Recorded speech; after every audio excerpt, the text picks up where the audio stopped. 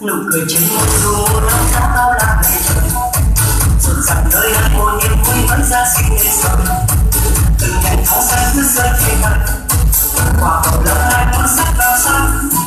Bọn trẻ có ai ra đâu ai đến ngay mặt cho hòa, mình đi qua đèn mong nhớ nhẹ ra vì muôn nhà. Còn lòng khi nhà kia sẽ đã có, cùng mình hát hát đi xuống giá đời.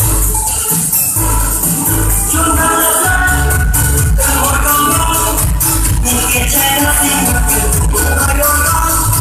Trên chân che lớp nhộn nhịp vòng quanh, mọi người luôn vui chung nhau ăn làm bé vì chỉ sợ. Nụ cười trên môi dù năm tháng bao la về trời, rộn ràng nơi đây một niềm vui vẫn ra sinh ngày xuân. Từng ngày tháng xanh cứ rơi trên mặt, quả cầu lỡ hai món sắc vào xanh. Bọn trẻ có ai ra đâu ai đến ngay mặt cho hòa, đi qua đời mong nhớ nhẹ cho vì muôn nhà. Còn lòng khi em kia sẽ đã có, cùng mình hát hát đi xuống giá đời.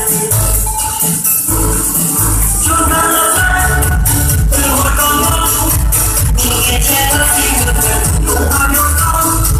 Trên chân che lớp nhộn nhịp vòng quanh, mọi người luôn vui chung nhau ăn làm bé vì chỉ sợ.